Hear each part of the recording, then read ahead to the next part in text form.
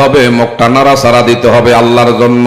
কিছুদিন আগে দ্বাদশ জাতীয় সংসদ নির্বাচন গেছে, হাইরে এক কাপ চা খাইয়া কি যে লাভের উপরে জাপ মারছে, কুদানি মারছি। কথা বলেন ঠিক না ব্যাটি?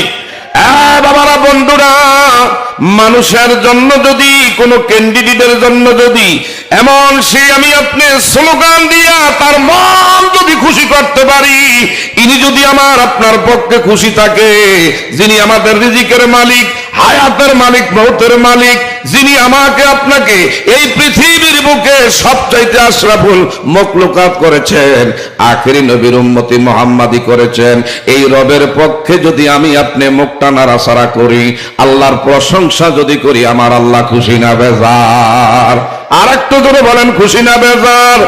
আমরা হয়তো দ্বাদশ একাদশ জাতীয় সংসদ নির্বাচনের মধ্যে এমন ক্যান্ডিডেটের পক্ষে আমি আপনি বলেছি, অমুকের চরিত্র দুধের মতন পবিত্র, ফুলের মতন পবিত্র, গিয়া দেখেন নামাজ নাই জীবনে এক ওয়াক্ত। আমার ভাইরা সকাল থেকে সন্ধ্যা মিথ্যার গোডাউন ফাইকারি ধরে খালি কথা বলছে। কথা ধরে বলেন ঠিক না বে ঠিক? কথায় আর কাজে মিল নাই। এই মুনাফিকের পিছনে অনেকে আমরা আছি, এমন গরম এক কাপ চা খাইয়া কি যে কুদানি মারছি, লাভ মারছি, জাপ মারছি। আমার বাবারা, বন্ধুরা, আমার আল্লাহর পক্ষে নবীর পক্ষে যদি তাকবীরের ধ্বনি আসে, তাকবীর আমরা দিতে চাই কি চাই না?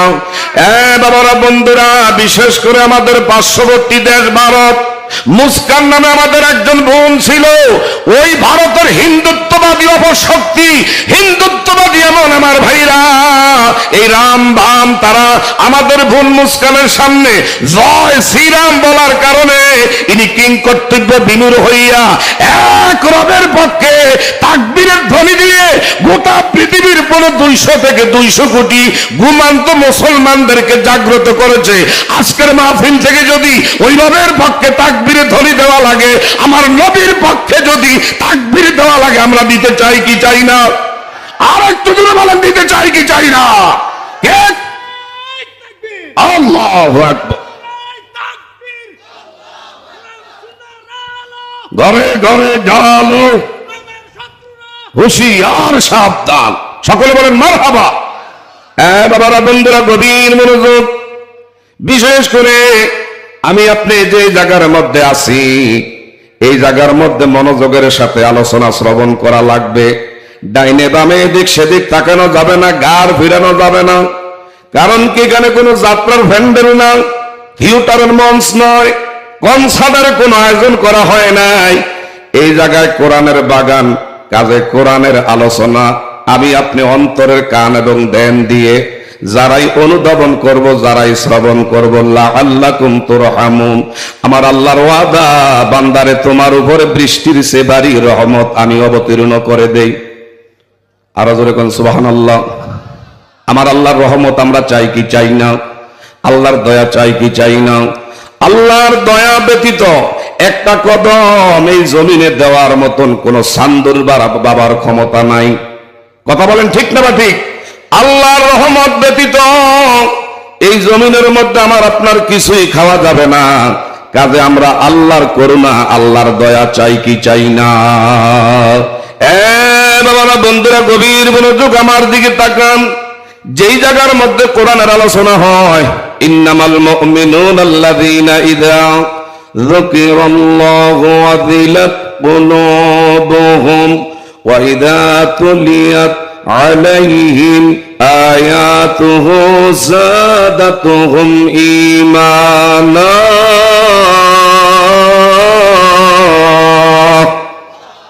আরেকটু জোরে বলেন আল্লাহু আকবার। আমার আল্লাহ রাব্বুল আলামিন বলে, যেখানে কোরআনের আলোচনা হয়, ইমানদারের সামনে যখন কোরআনের আলোচনা আসে, ইমানদারের ইমান বাড়ে না কমে? আরেকটু জোরে বলেন, বাড়ে না কমে? এক ধরনের সাপুরিয়া দেখবেন, যদি কারো বাড়িতে কিংবা এলাকায় কোনো সাপের আলামত দেখা দেয়, সাপুরিয়ারে আমরা খোঁজ করি, সাপুরিয়া মাটি নাকে লাগায়, এটা কি দেশি সাপ না জাতি সাপ? যদি জাতি সাপ হয়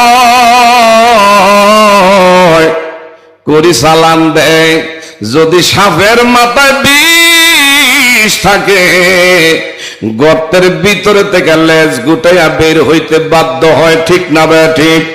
ইমানদার ব্যক্তি, আজকে এত সুন্দর আয়োজন করা হয়েছে, কত সুন্দর আলোচনাও চলছে, কিন্তু আমার ভাইরা আমি তো এই জায়গায় আরো বিগত 4 বার আসছি। আমি কিন্তু পুরান না, আমি কিন্তু নতুন না, পুরানের পুরান। কথা বলেন ঠিক না ভাই ঠিক? কিন্তু অন্যান্য সময় এত লোকজন এত কম ছিলেন না, বুঝতেছি না এই বছর কেন এত লোক সংখ্যা এত কম। এ বাবারা বন্ধুরা, সত্যিকার অর্থে যার অন্তরের মধ্যে ঈমান আছে, কোরআনের আলোচনা যদি তার কানে আসে, কখনো টিভির পর্দায় বন্ধু মহলে, কখনো আমার ভাইরা রাস্তার কোনা কাঞ্চিতে, ঘরের মধ্যে ফেসবুক পেজের মধ্যে, ইউটিউবের মধ্যে সময় দিতে পারে না, ঈমানদারকে এগুলো কখনো দমিয়ে কিংবা আটকে রাখতে পারে না। কারণ ঈমানদার একমাত্র নির্ভরশীল, ওয়া আলা রাব্বিহিম ইয়াতাওয়াক্কালুন। ঈমানদার নির্ভরশীল হয় কার উপর? আরেকটু জোরে বলেন, আমাদের মালিক ইনি কে? আমাদের খালেক ইনি কে? আমাদের রব ইনি কে? সবাই জোরে একটা ডাক দেন না, বলেন না আল্লাহ। আর একটু মায়া করে দরদ নিয়ে বলি আল্লাহ। বসন্তপুর গ্রামবাসী আমার ভাইরা, মা বোনেরা গো, যদি ঘরে পুরুষ তাকে বুঝাইয়া সমঝাইয়া দয়া করে গো মাহফিলমুখী করে দেন, দুনিয়ার ব্যস্ততা গুছাই আপনি নামাজের যায় নামাজে বসেন। এই পৃথিবী পাগলামি করার জন্য আপনারে আমারে পাঠায় না, আমারে আপনারে পৃথিবীতে পাঠাইছেন আমার আল্লাহ সুবহানাহু ওয়া তাআলা একমাত্র শুধুমাত্র কেবলমাত্র তার গোলামের জন্য। ওয়ামা খালাকাতুল জিন্না ওয়াল ইনসা ইল্লা লিয়াবুদুন। আরেকটু জোরে বলেন আল্লাহু আকবার, আরো জোরে বলেন আল্লাহু আকবার। বাবারা বন্ধুরা, বিশেষ করে আমাকে আপনাকে খাও দাও ফুর্তি করো, এর জন্য পৃথিবীতে পাঠায় না। ওয়ালাকাদ কাররামনা বানি আদম, সব চাইতে বড় দামি কইরা, সব চাইতে আমাকে আপনাকে জ্ঞান দিয়েছেন, বিবেক দিয়েছেন, আকল দিয়েছেন, যেটা অন্য কোন প্রাণীকে আমার আল্লাহ দেয় নাই। কথা ধরে বলেন ঠিক না ভাই ঠিক?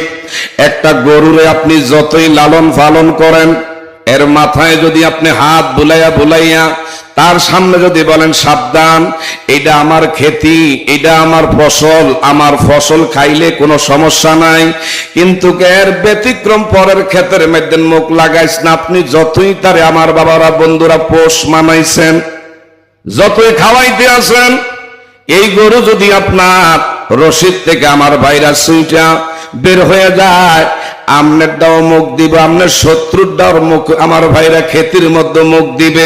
কারণ কি? তার ভিতরে আকল দেওয়া হয় নাই, আমার আল্লাহ জ্ঞান দেয় নাই। একমাত্র জ্ঞান দিয়েছেন, আকল দিয়েছেন আমার আপনার, এই জন্য আপনি দামি। কথা ধরে বলেন ঠিক না ভাই ঠিক?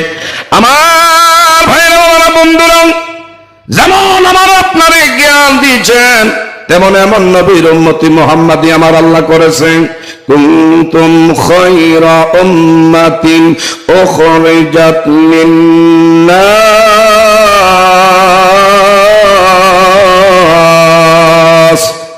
আরেকটু জোরে বলেন আল্লাহু আকবার।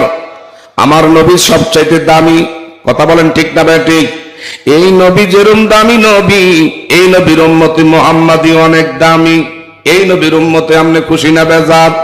আরেকটু ধরে বলেন খুশি না বেজার? কে কে বেজার আছেন নবীর উম্মতে? একটু হাতটা বাড়ায় দেখাই। সবাই খুশি, একজনে বেজার। আসলে জোশর লাগু হুশারা এলেছে। কি বলেন? কথা ঠিক না ভাই ঠিক? এই নবীর উম্মতে আমরা সবাই খুশি। কি বলেন? কি বলেন? কথা ঠিক না ভাই ঠিক? আমার ভাইয়ের বাবারা গভীর মনোযোগ। এই নবীর উম্মতি মুহাম্মাদি কেমন দামি, যতক্ষণ তুমি আমি জান্নাতের দিকে কদম না বাড়াবো, সুবহানাল্লাহ কইতেন না, যতক্ষণ এই জান্নাতে কদম না দিব, অন্যান্য নবী রাসূল ওই জান্নাতে প্রবেশ করে আমার আল্লাহ হারাম করে দিছে। আরেকটু জোরে কোন। এ বাবারা বন্ধুরা, এই নবীর উম্মতের মধ্যে কেমন দামি, আমার নবীরে কিভাবে সাহাবায়ে কেরামরা ভালোবাসছেন, আমার আল্লাহর একাত্মবাদের প্রতি এ বাবারা ঈমান আনতে গিয়া কত কষ্ট কত ত্যাগ স্বীকার করতে হয়েছে। আপনারা যারা এখনো বাহিরে আনাগোনা করছেন, প্যান্ডেলে বক্তার সামনে মাথা বেশি থাকলে আলোচনা করতে একটু ইমেজ হয়, কথা জোরে বলেন ঠিক না ঠিক? আমি বুঝতেছি না, বসন্তপুর বুইয়াপাড়া এই জায়গার মানুষগুলো তো আপনারা মাহফিল হইলে এমন না জায়গা হয় না, কিসে জানি আপনাদেরকে আটকায় রাখছে আমি এখনো বুঝতেছি না। নিশ্চয় হয়তো আপনাদের কারো না কারো মাঝে কোন ধরনের কোন দ্বিধা দ্বন্দ্ব কাজ করে, ওইটার কারণে আজকে লোক সংখ্যা অনেক কম, কি বলেন ঠিক না ঠিক? এই আল্লাহর আমার আল্লাহ সুবহানাহু ওয়া তাআলার একাত্মবাদের প্রতি ঈমান আনতে গিয়া, নবীর রাসালাতের প্রতি আমার বাবারা বন্ধুরা ঈমান আনতে গিয়া সাহাবায়ে কেরাম অনেক কষ্ট ত্যাগ স্বীকার করতে হয়েছে কি হয় নাই? আরো করে বলেন হয়েছে কি হয় নাই? আমার দিকে তাকান, নবীর একজন খাটো, নবীর একজন বামন, একবারে বেটে সাহাবী, যার নাম জুলাইবি, বাড়িটা ছিল আফ্রিকার ভূখণ্ডে। এই জুলাইবি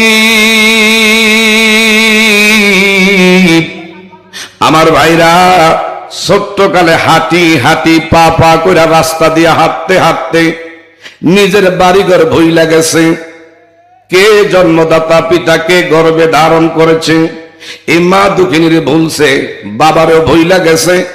এই পথ ভুইলা সোজা মদিনায় আমার আপনার দয়ার নবী মায়ার নবীর আমার ভাইরা দরবারে গিয়া উপস্থিত হয়ে গেছে, বলেন সুবহানাল্লাহ।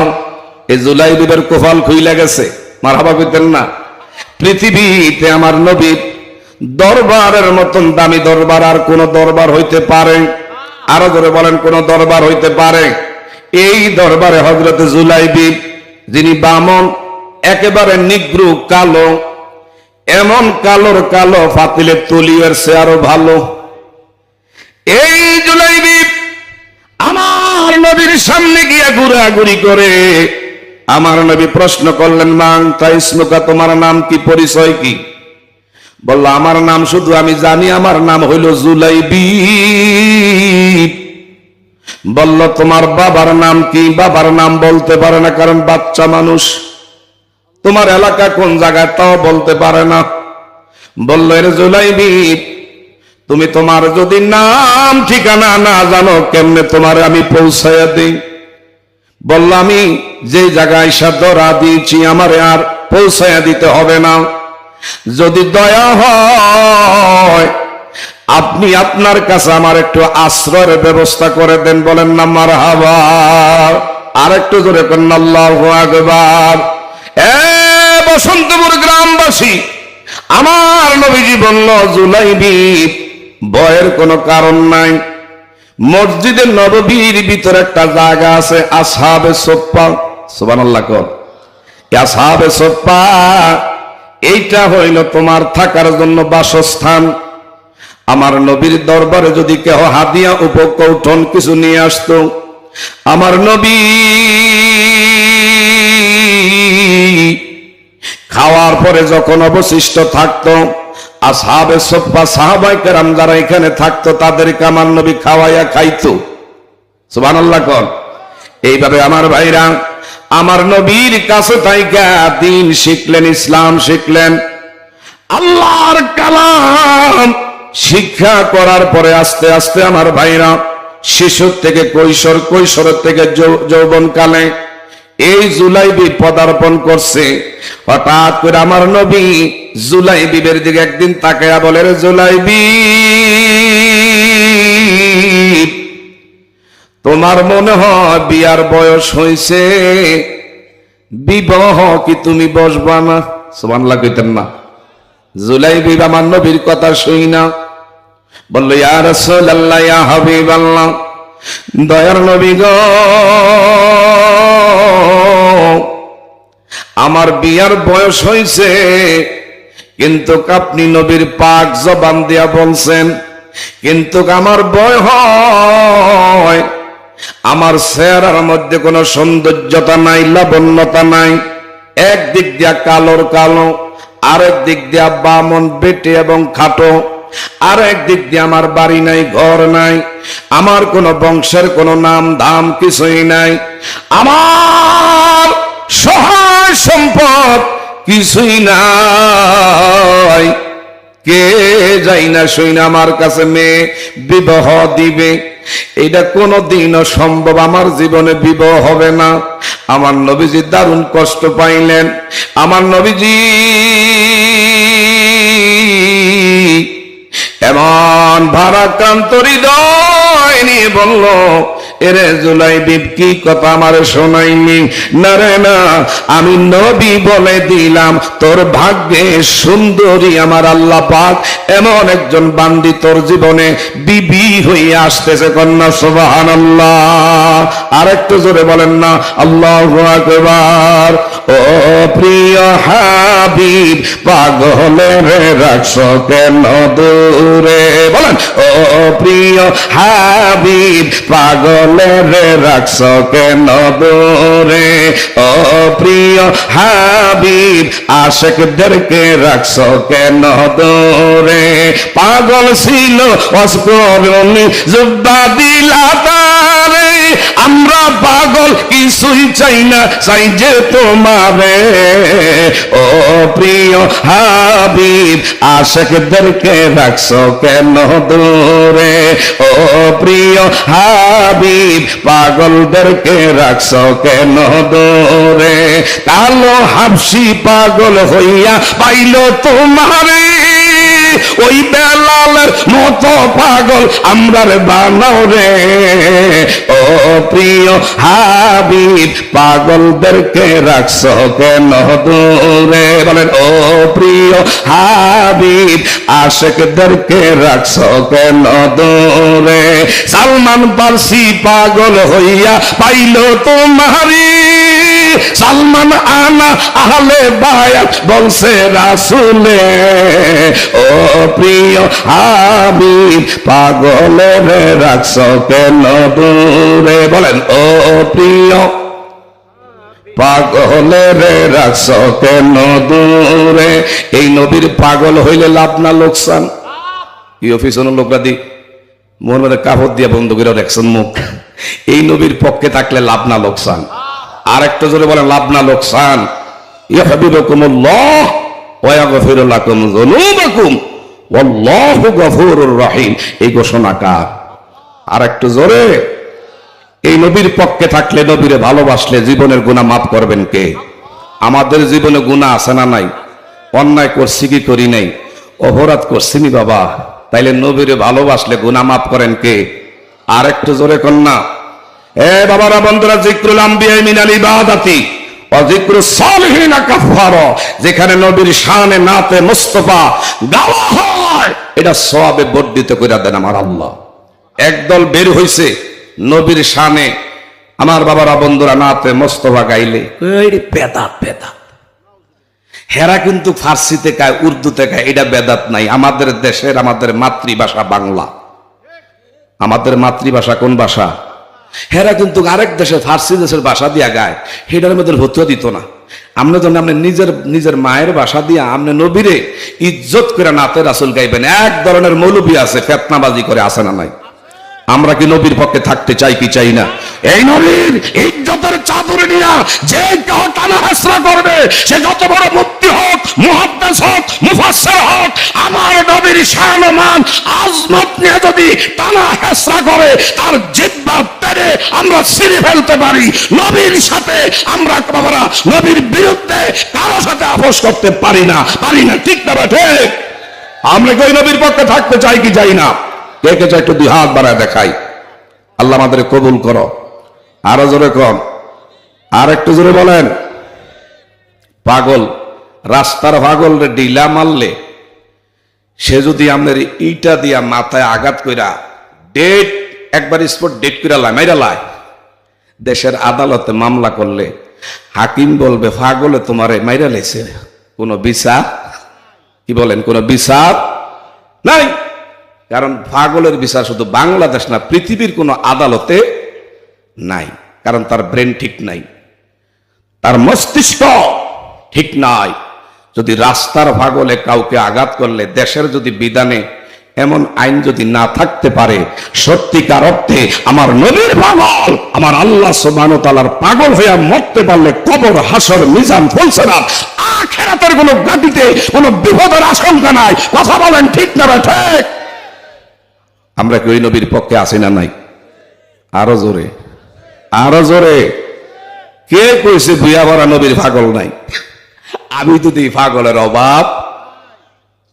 যা হোক, আমি বেশি দীর্ঘায়িত করবো না, যেহেতু আমার পরে আরেকজন আজকে এর পরও দেখলাম যে ওয়াইজিং 1 ঘন্টা করে দিলেও রাত শেষ হবে, বক্তা শেষ হবে না।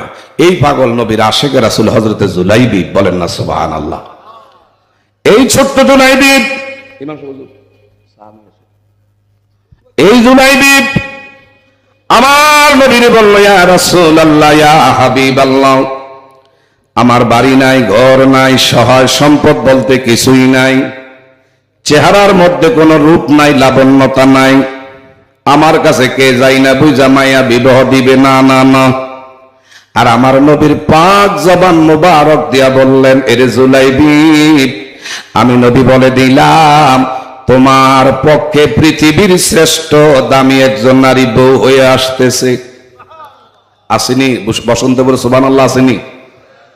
আমার নবীকে তোমার ঘরের এমন একজন বিবি আমার আল্লাহ তোমার ভাগ্যে লেখা রাখছে, যিনি দামি একজন নারী। এমনি আমার নবীজির সামনে একজন উপস্থিত আনসারী সাহাবী। নবীজি বললেন, এর আনসারী,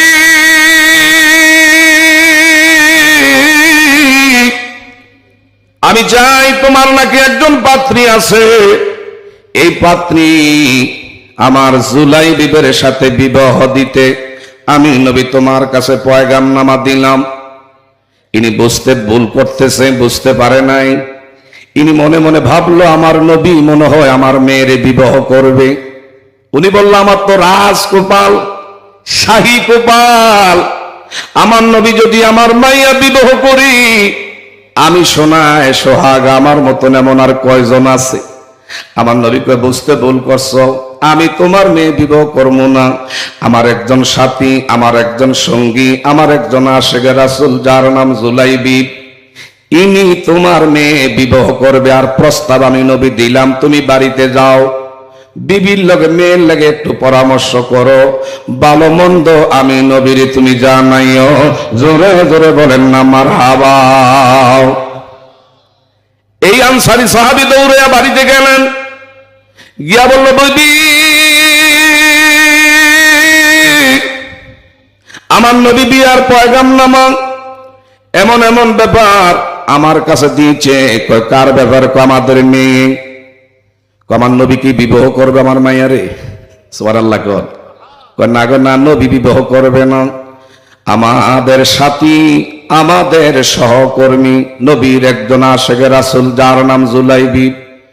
এ বিবি, ইনি একবারে খাটো, বামন, কালো, বাড়ি নাই, ঘর নাই, কে জন্মদাতা পিতা, এর কে গর্বে নিছে কেউ জানে না। যদি মনে চায় আমার নবী যেখানে পছন্দ করছে, তোমার অনুমতি চাই। বিবি বলল, না না না, নাক ছিটকে ফেললেন। কারণ কি, যার বাড়ি নাই, ঘর নাই, আমার মেয়েরে কেমনে ওই জায়গায় আমি বিবাহ দেই? অন্ধকার হবে, যাই না বুঝা চাই না এমন মেয়েটারে পানির মধ্যে বাসায় দিতে আমি চাই না। এমনি মেয়েটা ভিতরে থেকে কথাগুলো শুনতেছে। মা বাবা দুইজনে যখন আলোচনা করে, মেয়েটা কিন্তু কান লাগায়া লাগায়া শোনে। মেয়েটা দেখে বলে, বাবা, কার ব্যাপারে আলোচনা করেন, আর আমার নবী কি বলছে একটু আমারে বলুন। ওগো মা, তুই হলো পাত্রী, আর পাত্র হলো একজন খাটো বামন, আমার নবীর আশিক, নাম হলো জুলাইবি। বাড়ি কই, ঘর কই, কোনো কিছুই জানা নাই। নবীজি হাঁটি হাঁটি পা শুরু করছে। ওই সময় থেকে আমার নবীর দরবারে থাইকা আমার নবী খাওয়াইয়া পড়াইয়া বড় করছে। আমার নবী এখন তার ব্যাপারে তোমারে প্রস্তাব দিয়েছে। এখন আমাদের তো মতামত আমাদের দিলে হবে না, তোমার মতামত কি? বললো বাবা গো, আমার মা কয় বাড়ি নাই ঘর নাই, কেমনে এই জায়গায় বিবাহ দিবে? আমার নবী যেখানে পছন্দ করেছে, যেই জায়গায় আমার নবীজি আমার ব্যাপারে কলম ধরছে, আমি যদি বামন হোক আর খাটো হোক, এর যদি স্বামী হিসাবে গ্রহণ করতে পারি, আমি দুনিয়ায় থাকতে জান্নাতের বাড়িতে বসবাস করে গেলাম। আরেকটু জোরে কন্যা, আমি তো দুনিয়ায় থাকতে আমার নবী যেখানে পছন্দ করছে, এইখানে যদি আমার স্বামী উনি হয়, আমার কপাল খুলে যাবে। আমি চাই না আমার নবীর মতের বিরুদ্ধে কিছু করার। একটু আওয়াজ দিয়া বলা যাবে নি মারহাবা। আমার দয়ার নবী, মায়া নবী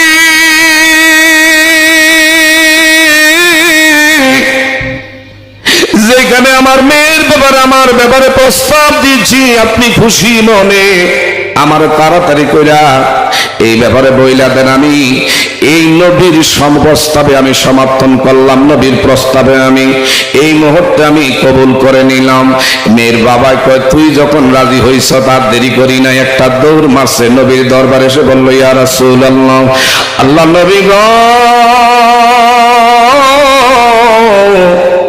আমার মেয়ে জুলাইবিবরে স্বামী হিসাবে গ্রহণ করেছে। আমার নবী খুশি হইয়া গেছে। কইরে জুলাইবিব, তুই না কইছ তোর পক্ষে কেউ রাজি হইতো না, আর আমি কি কইছিলাম আমার আল্লাহ কবুল করছেনি।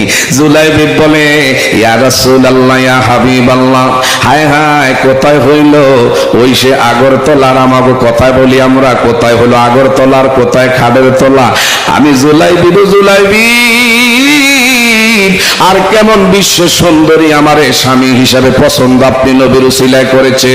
আমার নবী গয় বিবাহ করতে গেলে মহরানা লাগবে, টাকা করে আসেনি। কই ইয়া রাসূলুল্লাহ কিছুই নাই। আমার নবী কয় টাকার ব্যবস্থা করো। অনেক কষ্ট কইরা টাকা আমার ভাইরা ব্যবস্থা করে নবীর কাছে দিলেন।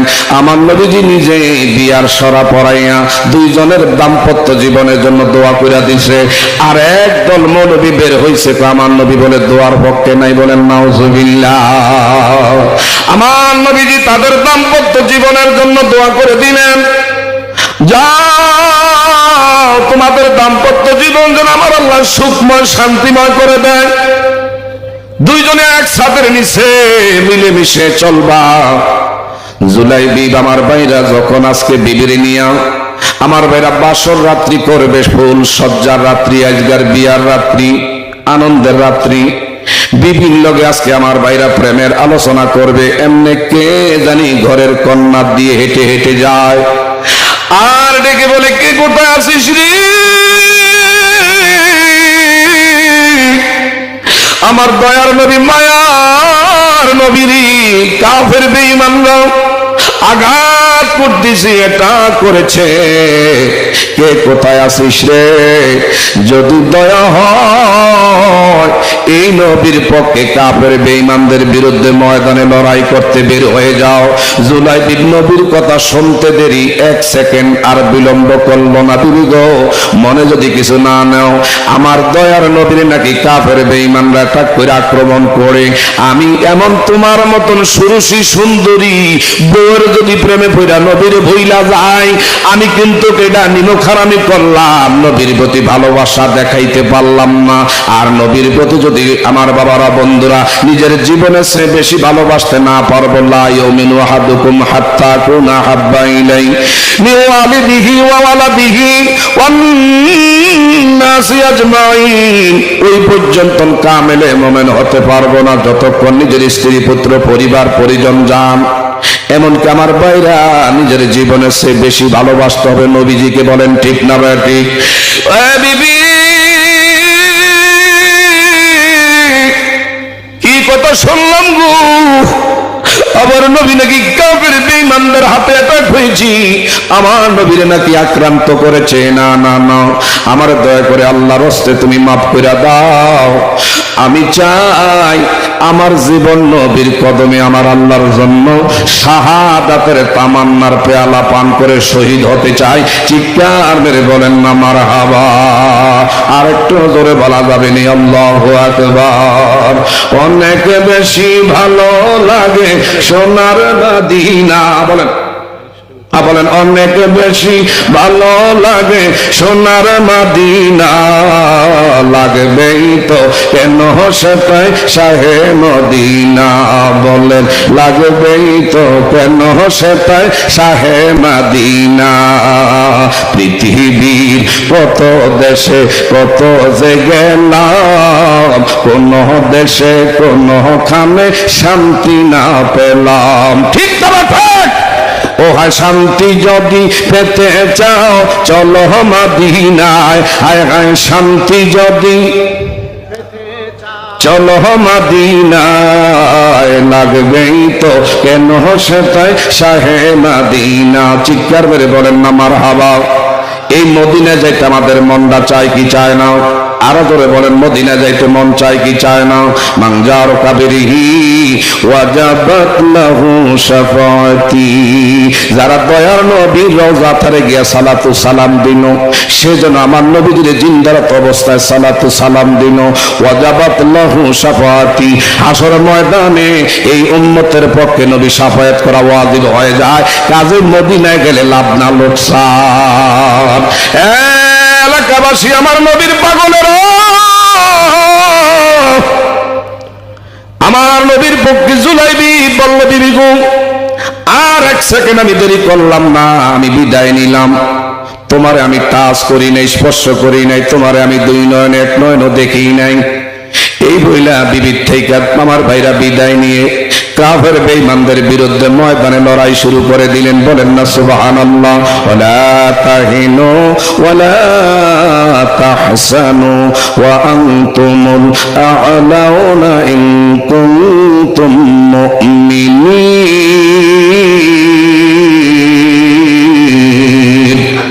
যদি সত্যিকার অর্থে মুমিন হতে পারেন, এ বাবারা বন্ধুরা, তাদের কোনো ভয় নাই, ডর নাই। বিজয়ের মালা দিবেন কে? আরেকটু জোরে বলেন না কে? কেউ বাবা আমরা কি মাহফিলে আছি না গোরস্থানে আছি? যদি মাহফিলে থাকেন একটু জিকির মুখে নিয়ে আগে আসুন। লা ইলাহা কালিমা আল্লাহ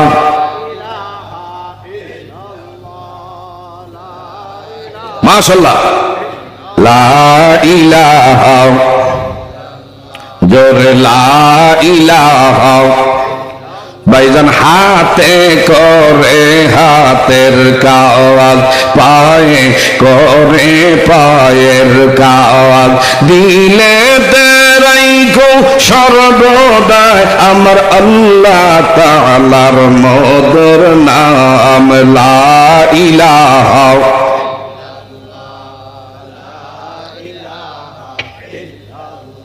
লা ইলাহা ইল্লাল্লাহু মুহাম্মাদুর রাসূলুল্লাহ। বলেন না সাল্লাল্লাহু। এ বাবারা বন্ধুরা, আলোচনা কি চলবে? আমার পেছন দিয়ে ইমাম সাহেব হুজুর সময় কিন্তু কম, কম হইলে কি আরে কামাকা দাওয়াত দিয়ে আনছেন? কথা বলেন ঠিক না? ঠিক কি আরে খামাখা দাওয়াত দিচ্ছেন? দাওয়াত দেওয়ার তো প্রয়োজন হয় না। এসার পরে বক্তা দুইজনের তো বেশি, কিন্তু এসার পরে ছায়া দিয়ে আজকে বক্তা হয়েছে 60 জন। আমার ভাইরা যাও, এখানে যেই নিয়ম, যেদিকে যেই ভাও, আতলা দূরা নাও ভাও, এইটাই তো কথা। বলেন ঠিক না ভাই? ঠিক। আমার 10 মিনিট দিলেও আমি খুশি, না দিলেও খুশি, আর 2 ঘন্টা দিলেও খুশি। কি বলেন? কথা ঠিক না ভাই? ঠিক। বাবারা বন্ধুরা, গভীর মনোযোগ। বলতেছিলাম জুলাইবি হঠাৎ করে আমার ভাইরা নবীর পক্ষে কাফের বেঈমানদের বিরুদ্ধে লড়াই করতে করতে অসংখ্য কাফের বেঈমানদেরকে জাহান্নামের মধ্যে আমার ভাইরা নিক্ষেপ করে এক পর্যায়ে এই জুলাইবি আমার নবীর পক্ষে শহীদ হয়ে যায়। বলেন ইন্না লিল্লাহি ওয়া ইন্না ইলাইহি রাজিউন। চিৎকার মেরে বলেন না মারহাবা। আমার নবীর পক্ষে শহীদ হয়ে গেলেন একজন, দুইজন না, উহুদের ময়দানে 70 জন কাফের বেঈমানদের বিরুদ্ধে লড়াই করতে গিয়া 70 জন আমার ভাইরা নবীর সাহাবায়ে কেরাম শহীদ হয়ে গেছে। এমনকি আমার নবী ইসলাম কিন্তু বানের পানির মতন বেশি আসে নাই। ইসলাম আমার ভাইরা পানির সাথে কচুরি বোনা যেমনে বেশি আসে, ইসলাম এমনি আসে নাই।